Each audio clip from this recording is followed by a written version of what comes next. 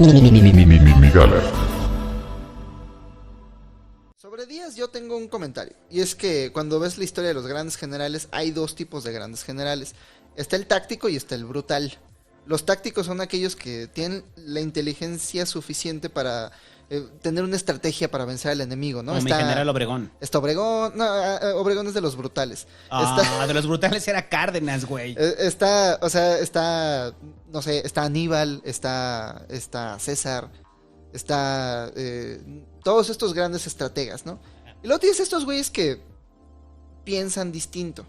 A la gran mayoría de los seres humanos nos da repelús matar otros seres humanos, pero hay generales a los que les gusta. Hay generales que disfrutan el baño de sangre. Dave Grossman decía que hay un 2% de la población que Normandía, el desembarco de Normandía era los mejores días de su vida, porque ellos nacieron para matar. Díaz es de esos güeyes que nacieron para matar, porque ves la crónica de sus batallas y no hay una gran estrategia. No hay, o sea, más bien hay como otro general que pensaba, pues los otros güeyes no van a ser lo suficientemente brutales, y Díaz sí lo es. No le importa pagar con la vida de sus soldados. Pero o sea, ese es el Díaz general, ¿no? Ahí lo entendemos en su faceta militar. Yo pienso que por en su eso es un político, personaje tan maravilloso, porque, bueno, tan es complejo y es muy interesante. Complejo. Y es una mamada. Porque era brutal, pero al mismo tiempo era un admirador de las finas artes francesas, ¿no? Y al mismo tiempo era un proto-neoliberal que decía, bueno, México es muy pobre, entonces que vengan todas las empresas. No, pero o sea, una cosa muy loca que tenía que era así, poder crear, inventar México. Inventar la idea de México. El mito mexicano comienza con Díaz. Empezar a inventarlo. Poner un pinche ángel de la independencia. O sea, si le tocaron a ese güey los 100 años de la independencia. Y fue ese güey quien dijo, voy a poner una columna ahí con la historia de México grabada, una columna romana, con un ángel con una victoria europea, la victoria de Samotracia, un símbolo europeo de la libertad. Entonces era una especie de presunción tremenda, un alarde de cultura que estaba haciendo sobre una especie de superioridad y querer comparar a la vez la cultura mexicana con la cultura de otros países y entender que estaban como a la misma altura.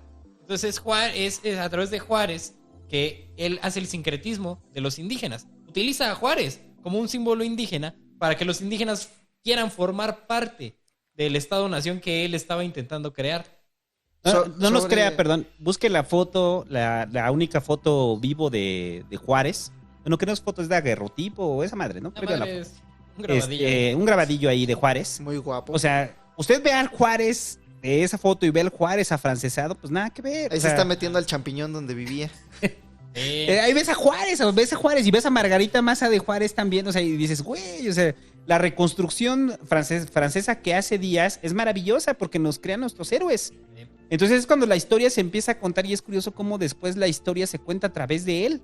O sea, cómo los victoriosos ven que los vencidos pueden ser reconstruidos a través de nuevos íconos. Y esos íconos darnos patria, ¿no? A Benito Juárez le encantaba bailar, es algo que nadie nos dice. Pero está la anécdota de que cuando estaba viviendo en Nueva Orleans, estaba una fiesta, una de estas fiestas de blues, y él estaba muy triste porque no podía bailar, no tenía zapatos. Entonces una de las señoras que trabajaba ahí le consiguió zapatos. Y dicen que Benito Juárez estuvo bailando toda la noche. Entonces imagínate el Benito Juárez todo chanequito ahí, echándose sus pasos. Güey, es un personaje fantástico. Me encanta. Era una loquera ese.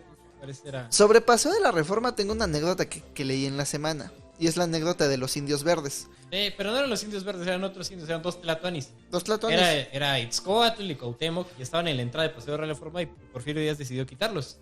Porque ¿cómo vamos a tener indios ahí en un paseo tan francés? Pero fue más bien como algunas personas de la sociedad las que lo decidieron durante el gobierno de Porfirio Díaz, pero no sé, o sea, pienso que ¿pero quiénes el rescate, por ejemplo, el rescate indígena no es de Díaz. El rescate indígena, como por ejemplo de las culturas mesoamericanas, no es de Porfirio Díaz. O sea, él lo utilizó a Juárez.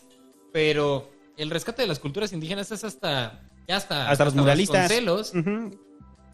Hasta Vasconcelos, ¿no? Vasconcelos cuando empieza a pagarle a los muralistas. O sea, ya la imagen que es la imagen de los libros de texto, de los murales de Diego Rivera. Diego Rivera entra aquí ya. Ajá, o sea, es cuando Diego Rivera entra como inventar al mexicano. parte, y ahorita cuando ya hablemos de la lógica nacional revolucionaria. Pero bueno, terminemos con Díaz, porque yo sí tengo un pedo. A ver, yo tengo un pedo con Díaz. Muy fuerte con Díaz. Yo tengo 10. O sea, el exterminio de los yaquis, el genocidio de Yucatán. Sí, no, o sea, los horrores de Díaz fueron muchísimos. Es lo que te digo, ese güey.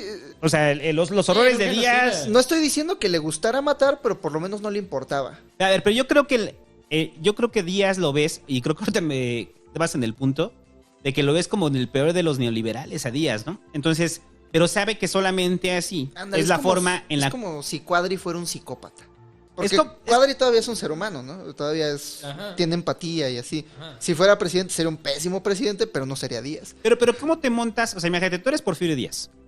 ¿Y cómo te montas cuando has visto Francia, has visto Europa y estás en plena revolución industrial y sabes que si no nos montamos va a llegar el atraso dentro de nuestro país y tu proyecto de gobierno va encaminado a eso?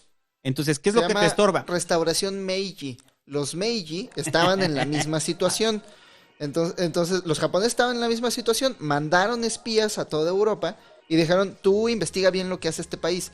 El espía de Alemania dijo, este país hace bien el ejército, vamos a modelar el ejército de acuerdo a los alemanes.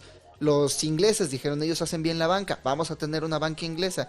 Y en un periodo de 10 años reformaron a toda la nación sin tener que esclavizar a nadie más que a los coreanos, pero y a los chinos y a Manchuria. Pero no tenías una población de indios que te incomodara, y eso es lo que pasaba con Díaz. Había una población de indios que le incomodaba a Díaz, que obviamente no pertenecían a las clases que él veía como, una vez más, los pinches mestizos y los pinches criollos. O sea, la historia de los mestizos y los criollos, que era el país con el que quería construir Díaz. O sea, no tengo forma de saberlo, pero estoy seguro que Díaz pensaba de ¿por qué no los masacraron? ¿Por qué no los masacraron y estaríamos construyendo un gran país? Entonces, porque al final las políticas de Díaz... Te digo, es la misma lógica de Cuadri. Seríamos primer mundo si no fuera por esos mendigos pobres. Había un desprecio enorme de Díaz hacia el indio, y sobre todo por su propia historia de vida.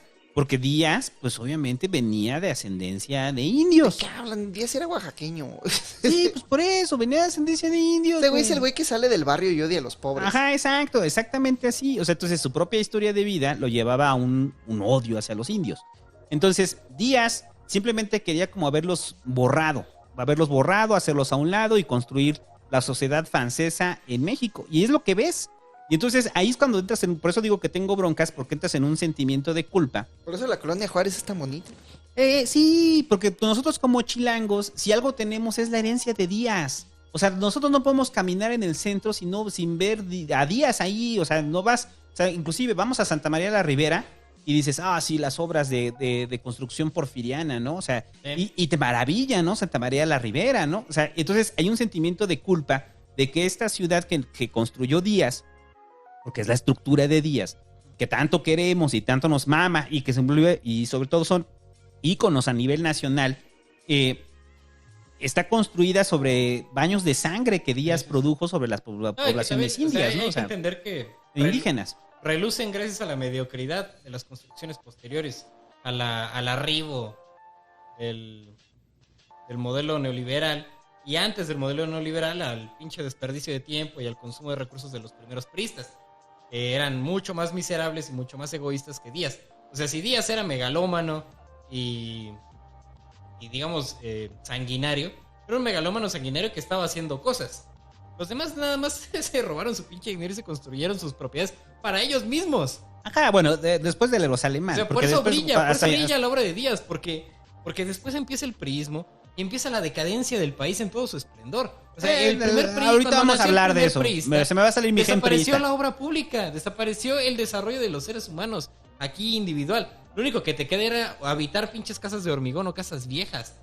Se extinguió la posibilidad erigirnos como una gran nación. Pero esa gran nación que pensaba Díaz era para ciertos sectores. ¿Cuánto tiempo? Entonces, tardó. Sí, obviamente. O sea, era para ciertos sectores y no incluía pero México. Y por eso relumbran en el centro, porque así de malo es el acto priista. Pero es cuando llega el Nacional Revolucionario, que es lo que vamos a hablar ahorita. Y el Nacional Revolucionario crea una nueva identidad. Y esta nueva identidad... Otra identidad de los pocos. Pero voltea a ver a los desprotegidos. O sea, los voltea a ver. Sí los voltea a ver el Nacional Revolucionario. Es un cambio completamente. Se capitaliza la estructura política. No, claro que no. Bueno, ahorita vamos a hablar de eso. Ahorita, espérate, vamos a terminar con Díaz y vamos con eso. Porque ahorita que llamamos en el Pasquín, vamos a con Miguel Alemán, pues hemos hablado de todo ese periodo en el cual el priismo o el Nacional Revolucionario cimenta las bases de un México cuasi comunista. Y ese Nacional Revolucionario, que es cuando se echa a la borda, cuando llega Miguel Alemán, y que lo mandan a la chingada, y que ese proyecto, hasta antes de Ávila Camacho, era un proyecto que hacía sentido como país. Y era un proyecto que volteaba a ver a aquellos que durante años Díaz despreció. Y aquellos que durante años Díaz marginó, maltrató y asesinó. Entonces, eso es como y es cuando ya realmente surge el PRI. O sea, ese es el PRI que probablemente del que podemos hablar, el priismo ya de Miguel Alemán o el priismo de Ávila Camacho, ¿no? Pero previo de eso a los generales, o sea, es que es el pedo. O sea, por ejemplo, velo en el ascenso económico. Las arcas de Juárez estaban vacías. Estamos claros con eso, ¿no? Empezó la deuda. Con Porfirio Díaz empezaron a llenarse las arcas y ese güey agarraba lo suyo, pero las arcas empezaban a llenarse. Con el primer Nacional Revolucionario, las arcas empezaron a llenarse muy chingón, porque ya no tenían deudas ni dependencias. Y cuando empieza el priismo, pues las arcas empiezan a vaciarse. No, pero cuando empieza el priismo, es que ahorita vamos a hacer la diferencia entre el Nacional Revolucionario, el Nacional Revolucionario y el priismo. Empiezan a crecer las arcas. Sí, con el Nacional Revolucionario crecen las arcas. Cárdenas, crecen las Cárdenas, con calles, yo también guardo mi distancia ética con esas personas. Con Cárdenas y con calles. Ahorita lo vamos a hablar. No guardo mi distancia ética. Con calles también hay que guardarlas. No guardo mi distancia ética, sí. Pero bueno, mucho menos que con los otros culeros. Pero entonces, el rollo... Aparte, o sea, el petróleo aquí. Y ya después, en los 50 y de los 50 para adelante... No, o sea, Miguel Alemán.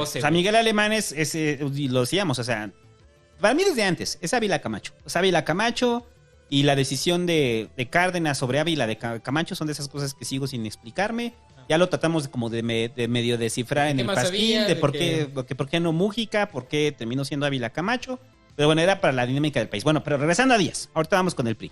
¿Qué quieres hablar de Díaz? A ver, entonces por eso digo que tengo un sentimiento de culpa con Díaz. O sea, porque hay cosas que volteas a ver del México actual que dices, ok, estas cosas fueron construidas dentro del porfiriato, ¿no? Y el porfiriato nos dio esta identidad, o sea, nos dio la identidad cultural a través de nuestros íconos independentistas, hasta a través de Juárez. Llega la modernidad, no lo podemos negar.